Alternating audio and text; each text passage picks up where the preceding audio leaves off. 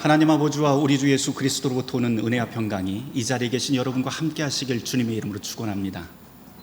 명절 연휴에 이렇게 나오신 여러분들 정말 축복합니다. 우리 옆에 분들하고 같이 인사하도록 하겠습니다. 잘 오셨습니다. 네, 잘 오셨습니다. 오늘 여러분들과 함께 나눌 교회력 복음서 말씀은 마가복음 9장 14절에서부터 29절까지 말씀입니다. 여기는 귀신 들린 아이를 치유하는 예수님의 치유 기사가 나오고 있습니다. 우선 우리가 이 말씀을 묵상하기 전에 바로 앞단락부터 좀 살펴보는 게 좋을 것 같아요. 마가복음 9장 2절부터 보면 예수님께서 제자들 3명과 함께 산에 올라가서 그곳에서 빛나는 모습으로 변하는 모습을 우리가 보게 됩니다. 이것을 일명 우리가 산상변모 사건이라고 그렇게 부르곤 합니다. 잠시 후에 엘리야와 모세도 그 자리에 나타나게 되죠. 그러자 베드로가 여기가 참 좋사오니 초막 3개를 한번 지어서 여기서 우리가 함께 살았으면 좋겠습니다 라고 하는데 예수님은 이런 반구하지도 않습니다. 그리고는 말씀을 잘 읽어보면 마태, 마가, 누가 다 똑같은데요, 잘 읽어보면 예수님이 한 말씀도 안 하는데 제자들이 겁을 먹었다고 하는 내용이 나오고 그 다음에 하늘에서 소리가 나죠. 내 사랑하는 아들이라고 하는 그런 하나님의 말씀이 들린 다음에 곧장 산에서 내려오게 됩니다. 어떤 분이 이 본문을 읽고 그러더라고요. 베드로가 그 별장을 짓자고 했는데 예수님이 짓지 않고 내려온 이유가 뭔지 아냐고 그러면서 하시는 말이 직업을 한번 보래요. 제자들 직업은 어부, 예수님 전직은 목수, 집을 지면 누가 져야 돼요? 그래서 내려왔다고 하는 그런 우스갯소리를 하더라고요. 여하튼 산 아래로 내려오신 예수님과 제자들이 제일 처음에 맞닥뜨린 그 첫 번째 사건이, 가장 큰 사건이 바로 오늘 우리가 읽은 복음서 말씀입니다. 귀신 들린 아이를 치유하는 이야기죠. 우선 저는 오늘 이 본문을 읽으면서 두어 구절이 눈에 들어왔습니다. 9장 23절, 할 수 있거든이 무슨 말이냐, 믿는 자에게는 능치 못할 일이 없느니라. 29절 말씀, 기도 외에는 이런 중류가 나갈 수 없느니라. 이 두 구절은 많은 분들이 암송하면서 그 맥락하고는 전혀 상관없이 암송하면서 굉장히 위로를 얻고 힘을 얻는 아주 유명한 성구이기도 합니다. 오늘 이 두 구절로 여러분하고 풍성한 이야기를 나눌 수도 있겠지만 저는 좀 다른 맥락에서 오늘 복음서 말씀과 또 함께 읽은 교회력 본문으로 우리가 4개의 본문을 읽었는데 모두 함께 묵상해 보려고 합니다. 우선 복음서 말씀에서 이렇게 한 구절만 떼어놓지 말고 지금 예수님이 어느 자리에 있는지 좀 확인해 보려고 해요. 지금 예수님께서 아이를 고치시는 이 장면의 이 자리는, 이 현장은 방금 말씀드렸던 산 위가 아니라 산 아래입니다. 같은 마가복음 9장에 산 위와 산 아래가 나오는데요, 위와 아래를 한번 여러분들이 잘 비교를 한번 해보세요. 분위기가 완전히 다릅니다. 산 위에서는 예수님과 제자들 그리고 이스라엘 민족이 존경하던 최고의 조상들이 그곳에 나타납니다. 그곳에서 예수님의 모습은 환하게 빛이 났고 모든 것이 신비롭고 평화롭고 거룩합니다. 누구 말대로 이보다 좋을 수는 없는 장소가 바로 이 산 위입니다. 산 아래는 지금 어떤가요? 이곳은 소란스럽고 완전히 난장판이에요. 14절부터 보면 제자들이 지금 큰 무리에 둘러싸여서 바리새인과 서기관들과 말싸움을 하고 있다고 그래요. 또 어떤 이가 갑자기 소리 지르면서 달려와서 도와달라고 매달립니다. 얘기를 가만히 들어보니까 아이가 귀신 들렸는데 갑자기 거품 물고 꼬꾸라져서 이를 갈고 얼굴이 파래진다고 그래요. 아버지가 내 자식 좀 살려달라고 고래고래 소리 지르면서 예수님을 붙듭니다. 이 상황을 가만히 보면, 생각을 해보면 정신이 하나가 없어요. 고요하고 신비하고 거룩하던 산 위와 달라도 너무나 다릅니다. 그런데 여러분, 정말 중요한 것은 예수님이 일을 하시는 장소가 어딘가 하는 겁니다. 그것은 산 위가 아니라 바로 산 아래입니다. 이렇듯 하나님의 능력이라고 하는 것은 모든 것이 넉넉한 그 자리가 아니라 모든 것이 부족한 자리, 혼란스럽고 모호한 그런 현장에서 바로 이 산 아래에서 하나님의 능력이 펼쳐지게 됩니다. 특별히 오늘 말씀을 읽으면서 눈여겨볼 구절은 19절 말씀입니다. 귀신 들린 아이의 아버지가 제자들에게 아이를 고쳐달라고 먼저 찾아갔던 것 같아요. 그런데 제자들이 고치지를 못해요. 그래서 결국 선생이신 예수님께 찾아왔다고 그렇게 고자질을 합니다. 그러자 예수님이 이 이야기를 듣고 이렇게 말씀을 하세요. 19절 말씀, 대답하여 이르시되 믿음이 없는 세대여, 내가 얼마나 너희와 함께 있으며 얼마나 너희를 참으리요. 이렇게 주님께서 말씀을 합니다. 믿음이 없는 세대여 라고 하는 이 말씀은 지금 앞에 나와 있는 이 아버지를 향해서 이야기를 하는 게 아니고 누구를 한탄하는 이야기예요? 제자들을 한탄하는 예수님의 일침입니다.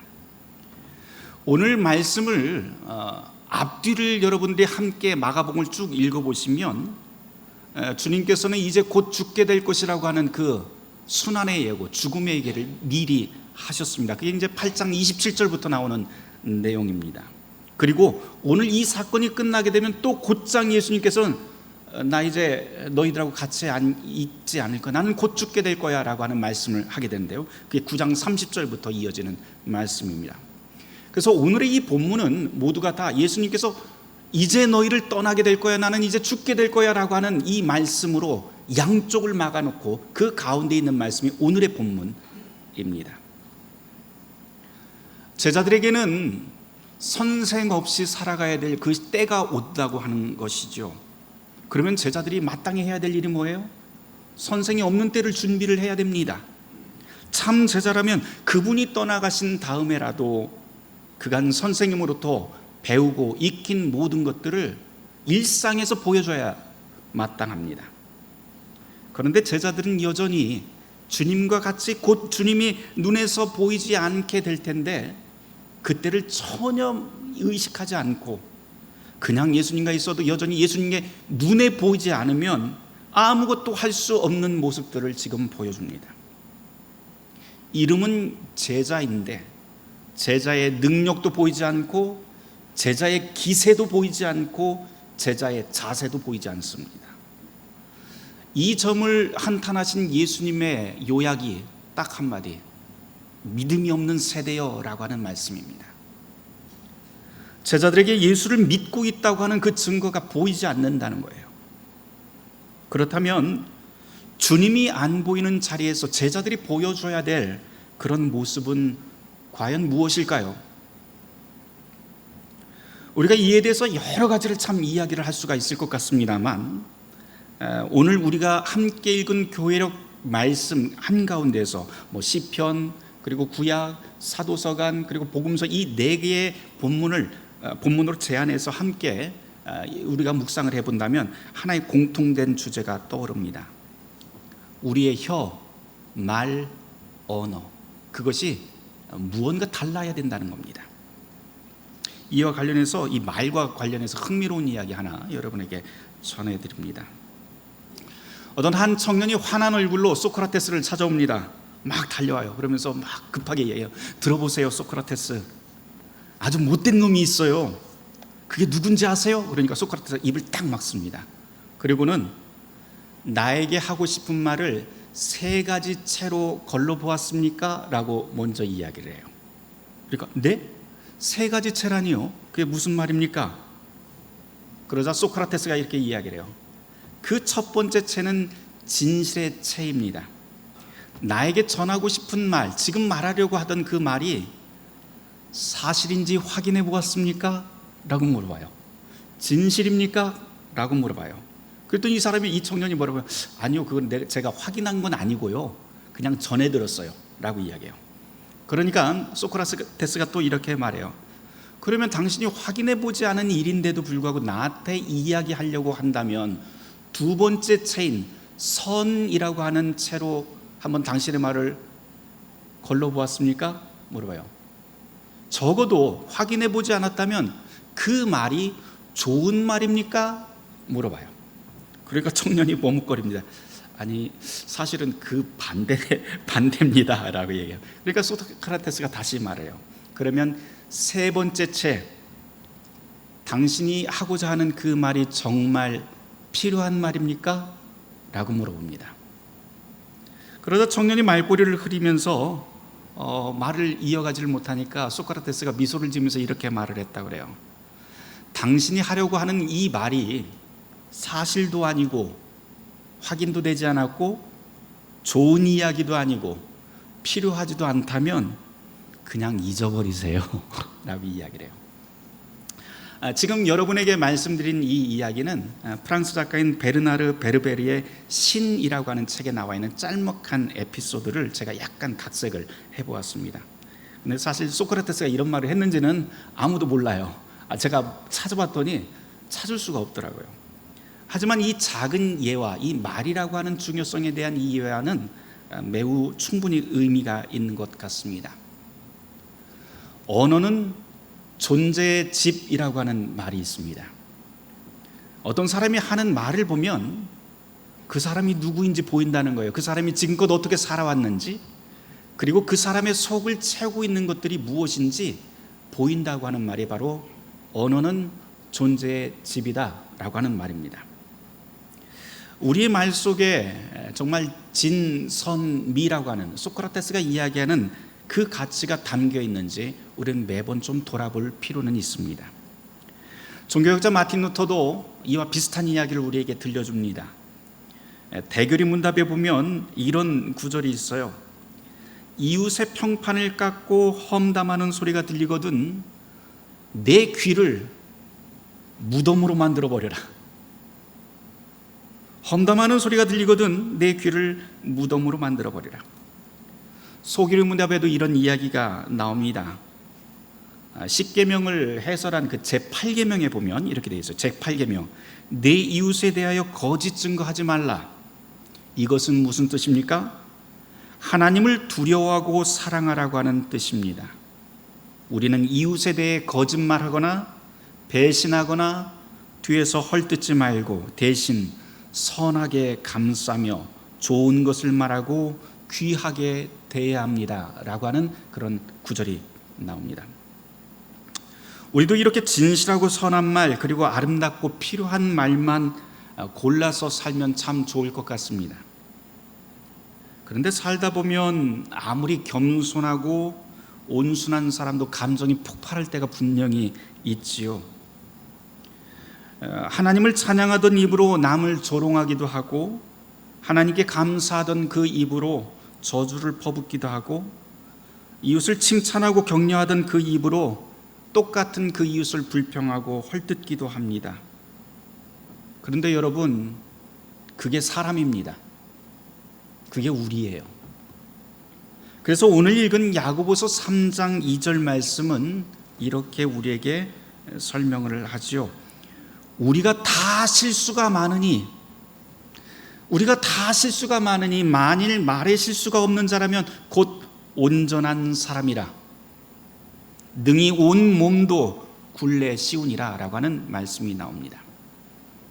우리는 온전한 사람을 향해서 항상 매일매일 걸어가는 사람이지 온전한 사람은 아니라고 하는 뜻이기도 합니다. 그렇게 우리의 혀를 제어하는 것이 어렵다는 뜻이기도 하죠. 그래서 성경은 우리가 그리스도인이라고 한다면 지금은 그렇지 않지만 매일매일 달라져야 된다. 우리의 말과 행동이 사람을 살리고 이웃의 유익을 도모하는 일로 매일매일 바뀌도록 의도적으로 노력해야 된다고 하는 것도 우리에게 가르쳐 줍니다.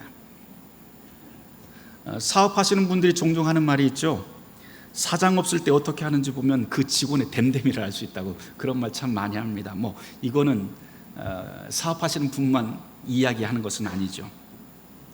사장이 자리를 비우면 어떤 직원은 그저 시간을 때우거나 뒤에서 불평만 늘어놓고 막 놀아요. 근데 또 어떤 직원은 누가 있건 없건 자기 할 일을 스스로 판단하고 막 찾아서 일하는 사람도 있습니다. 만일 여러분이 사장이라면 어떤 사람 직원으로 선택하시겠어요? 당연히 후자이겠죠. 그런데 이 논리가 우리 그리스도인에게도 똑같이 적용이 됩니다. 그리스도인도 말과 행동이 바로 이래야 되지 않을까요?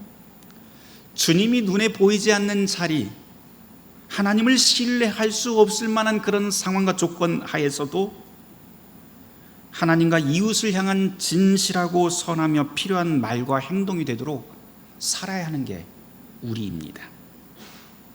그 좋은 예가 오늘 우리가 함께 읽은 구약 본문으로 이사야 50장 말씀이 있는데요, 그 말씀이 아주 좋은 예가 될 수 있을 것 같습니다. 이사야 아주 짧게만 좀 말씀을 드릴게요. 성경이 전체가 몇 권입니까? 66권이죠. 그런데 66권인데 이사야도 전체가 몇 장이면 66장으로 구성이 되어 있습니다. 그래서 어떤 분들은 이사야는 성경 속의 성경이다 라고 그렇게 말씀도 해요. 실제로 이사야서를 읽어보면 참 은혜롭고 감동적인 메시지들이 막 구석구석에서 막 솟아오르고, 그 안에 보면 예수 그리스도를 우리가 연상케 하고 지향하는 그런 말씀들이 굉장히 많이 나옵니다. 그래서 성경 속의 성경이라고도 우리가 이야기를 합니다.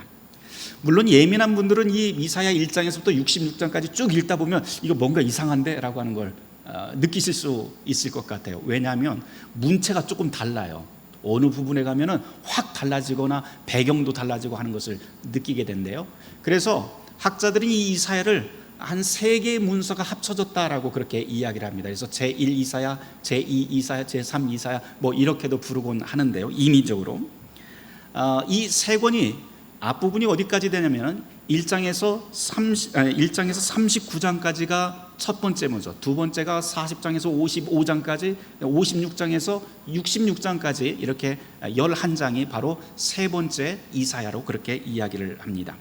시대적으로 보면 조금씩 다른데요, 포로기를 중심으로 해서 첫 번째 장은 아직 유다 왕국이 멸망하기 직전의 상태가 바로 첫 번째 39장까지의 말씀인 반면에 중간에 있는 55장까지의 말씀은 포로로 붙잡혀간 상황입니다. 이미 한 70년 정도가 지난 다음에 이야기고요. 그 다음에 마지막 부분에 있는 마지막 부분 55장에서부터 66장까지는 포로에서 완전히 귀환을 해서 고향으로 온 다음에 이야기가 펼쳐집니다. 그래서 뭐 문체라든지 뉘앙스라든지 이런 것들이 상당히 다른 것을 느끼게 됩니다. 오늘 우리가 읽은 구약 본문이 이사야 50장 말씀이니까 지금 포로로 붙잡혀 있는 상황, 그때 부른 찬송시가 50장 4절에서부터 나오는 말씀입니다. 종종 이 구절을 우리가 이 단락을 종의 노래라고도 그렇게 칭하는데요, 이사야 전체에 4개의 찬송시, 종의 노래라고 부르는 4개의 찬송시 중에 세 번째 찬송시가 오늘 구약의 본문입니다. 이 노래를 부르는 사람이 누구인지 우리는 확실히 알 수는 없습니다만 편의상 이사야라고 그렇게 부르기로 해보죠. 분명한 것은 이 사람이 누군지는 모르겠지만 이 노래를 부르고 있는 사람의 그 상황은 우리가 분명히 알 수 있습니다. 지금 나라를 잃었고요, 고향 땅을 잃어버렸고, 그리고 그냥 잃어버린 게 아니라 나라가 힘이 없어서 완전히 빼앗긴 겁니다. 그것도 그냥 빼앗긴 게 아니고 이스라엘 백성들은 늘 자부하던 것이 나는 하나님께 선택받은 사람이야, 나는 선민이야 라고 이야기를 했는데, 이 하나님의 백성이 저 무도한 바벨론이라고 하는 이방 족속에게 힘 한 번 못 써보고 다 패배하게 됩니다. 그것도 하나님이 살아계시는 하나님의 집이라고 하는 예루살렘 성전도 벽돌 하나 남기지 않고 완전히 다 박살나게 됩니다. 이렇게 될지 아무도 몰랐던 거예요. 지금 상황이 어때요? 포로로 지금 그렇게 해서 끌려온 사람들이 수십 년 동안 당한 압제와 시련, 이것은 이루 말할 수 없는 상황입니다. 무엇보다도 엄마, 아빠, 우리의 조상들이 그렇게 힘주어 말하면서 하나님께서는 모든 능력을 가지고 있고 하나님의 백성은 언제든지 승리하며 하나님의 백성은 어디든지 복을 받는다고 이야기를 계속 들어왔는데 이게 뭐냐는 거예요. 이게 바로 이사야 50장 노래하는 사람의 상황입니다. 아무리 돌아봐도 하나님이 있는 것 같지를 않아요. 지금 이 사람은 옷은 벗겨져서 매질당하고 자기 얼굴은 침바지가 되고 있고 수염과 머리털은 여기저기 뽑혀나갑니다. 50장 6절에서부터 10절 말씀, 거기를 읽어보면 그 현실이 생생하게 전해집니다. 이 사람은 지금 칠흑 같은 어둠을 걸어갑니다. 그런데도 이 이사야 선지자는 굳센 믿음으로 이렇게 찬송합니다. 50장 7절에서부터 9절까지 50장 7절에서 9절까지 말씀 제가 읽습니다. 주 여호와께서 나를 도우심으로 내가 부끄러워하지 아니하고 내 얼굴을 부싯돌같이 굳게 하였으므로 내가 수치를 당하지 아니할 줄 아노라. 나를 의롭다 하시는 이가 가까이 계시니 나와 다툴 자가 누구냐? 나와 함께 설지어다. 나의 대적이 누구냐? 내게 가까이 나올지어다. 보라, 주 여호와께서 나를 도우시리니 나를 정죄할 자가 누구냐? 보라, 그들은 다 옷과 같이 헤어지며 좀이 그들을 먹으리라 라고 말입니다. 하나님이 보이지 않는 이런 상황, 이런 현실 가운데서 이 선지자는 아주 당당하게 얼굴을 지켜듭니다. 그 이유를 뭐라고 이야기해요? 하나님이 지금 나에게 가까이 계십니다. 그분이 나를 돕고 있습니다 라고 하는 그 믿음으로 여기에 서 있습니다. 지금 이 종은 하나님의 영에 완전히 사로잡혀 있습니다. 참 감동적이지요. 저는 이 본문 읽으면서 나는 이 선지자처럼 어떻게 이렇게 하나님의 영에 사로잡힌 사람이 될 수 있을까라고 하는 그런 기도를 하게 됩니다. 저는 이 종의 노래를 묵상할 때마다 유독 4절 말씀이 자꾸 눈에 들어와요. 거기에 보면 이런 말씀이 있죠. 하나님께서 학자혀를 내게 주사라고 하는 표현이 있습니다. 그런데 쭉 읽어보면 우리가 보통 생각하면 이 학자는 누군가를 가르치는 학자를 생각할 텐데 그 목적이 뭐냐면 곤고한 사람을 돕기 위한 것이라고 그렇게 표현을 합니다. 게다가 원문을 보니까 여기에 학자라고 우리가 한글로는 쓰여 있는데 원문은 가르치는 선생이 아니고요, 그냥 한자 그대로. 학자가 무슨 학자예요? 배울 학. 자는 뭐예요? 사람자. 그러니까 배우는 사람이라고 하는 뜻이더라고요. 그러니까 학생이죠. 지금 이 종이 간절히 기도하는데 나에게 학자의 혀를 주십시오 라고 하는 것은 하나님, 나에게 배울 수 있는 학생의 입과 학생의 혀, 학생의 귀를 주십시오 라고 하는 그런 뜻이 됩니다. 무엇을 배워요? 5절에 가면 하나님의 음성을 듣고 말하는 그러한 혀, 그리고 그 음성으로 무엇을 배우나요? 이 시련에서 벗어나게 해주십시오. 그 해법을 주십시오. 내가 성공하는 비법을 알려주세요. 그게 아니라 주님의 말씀을 듣고 내 혀로 하여금 곤고한 사람을 도와줄 수 있도록 해주십시오 라고 그렇게 기도합니다. 이 사람 상황이 지금 도울 수 있는 상황이 아니잖아요. 그런데도 불구하고 이 종은 그렇게 기도합니다. 내가 아닌 정말 곤고한 이웃의 유익을 위해서 나의 입을 열게 해달라고 기도하고, 그것이 바로 내가 배우는 목적이고 하나님의 종이 있어야 하는 그 자리라고 하는 것을 지금 이 종은 기도합니다. 4절 말씀 하나 더 봅니다. 그 가운데 보면 아침마다라고 하는 단어가 나와요. 원어로 보면 참 흥미로운 것은 아침마다가 아니고 그냥 아침 이렇게 단어가 2번 반복이 됩니다. 한국어로 이걸 아침마다라고 번역한 것이죠. 이 상황을 가만히 묵상을 해보면 선지자는 지금 아침에 눈을 뜨면은 매번 하나님께 기도했다는 겁니다.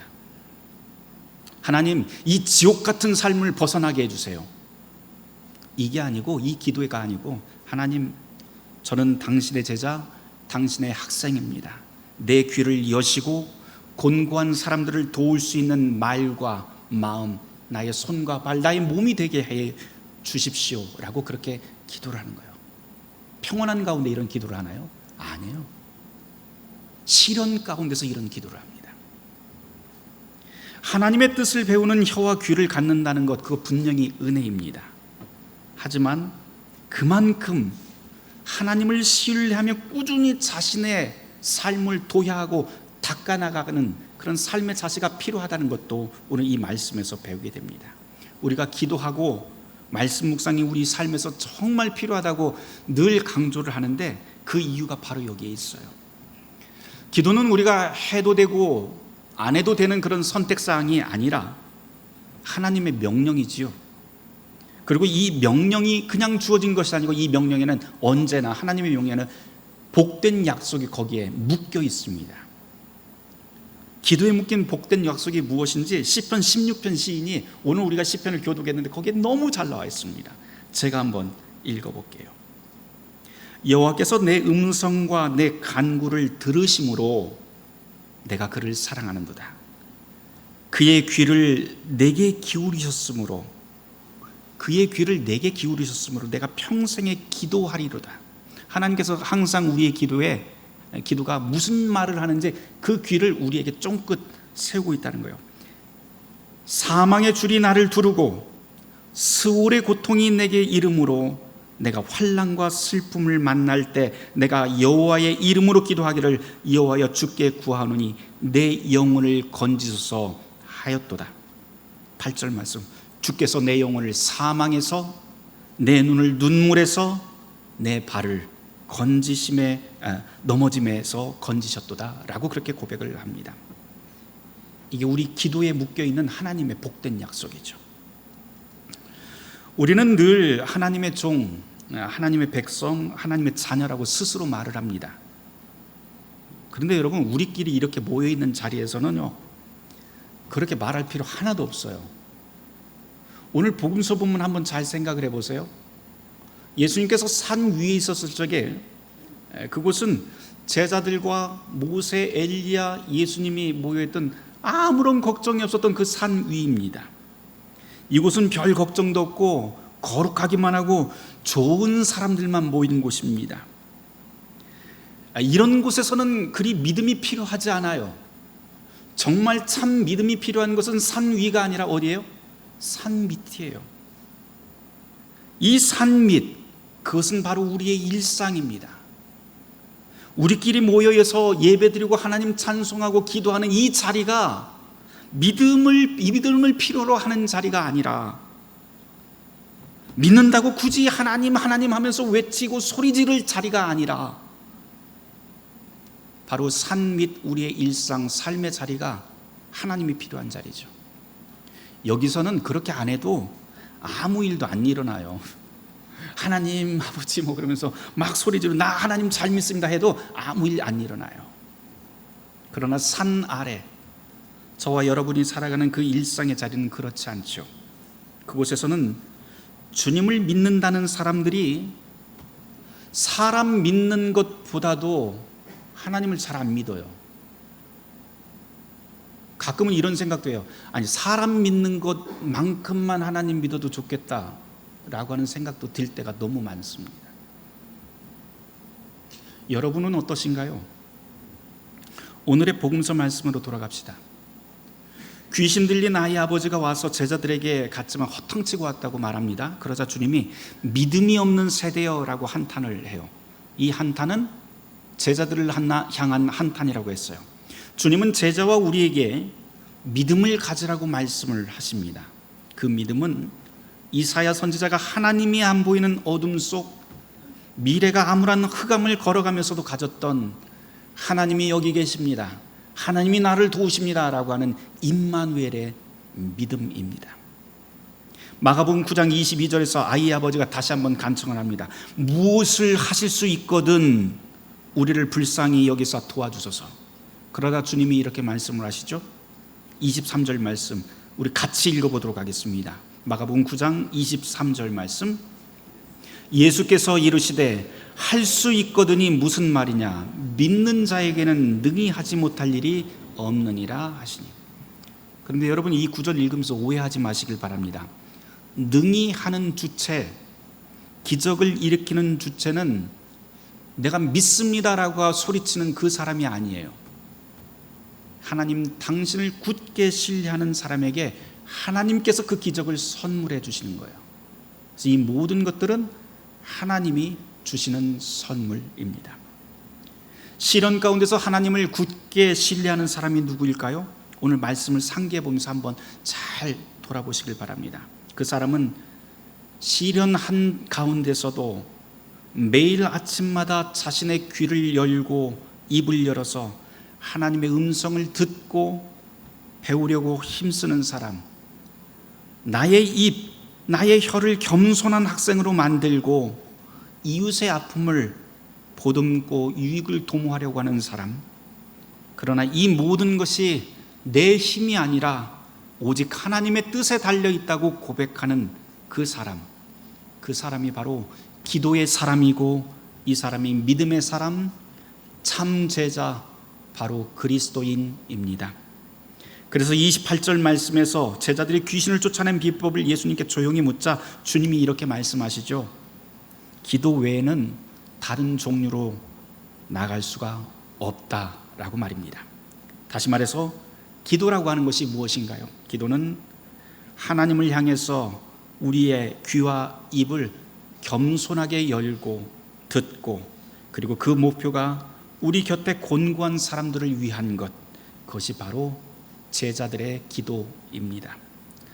사랑하는 성도 여러분, 오늘 예배가 끝나면 우리는 모두 다시 산 아래 일상으로 돌아가게 됩니다. 우리가 살아가는 곳은 때로는 하나님이 안 보이는 것 같고요, 막막한 자리가 될 수도 있습니다.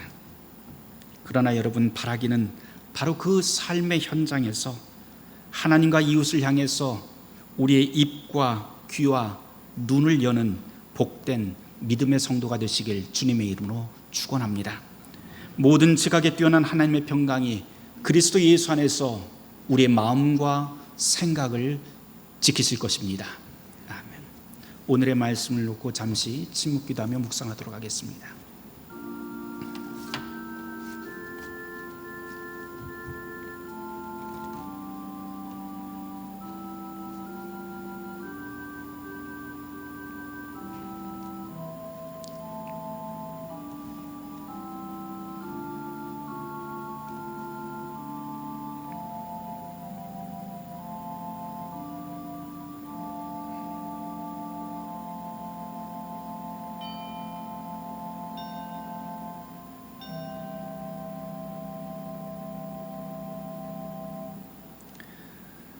주님의 뜻이 하늘에서 이루어진 것 같이 우리의 일상, 우리의 삶의 현장에서도 이루어지게 하여 주시옵소서.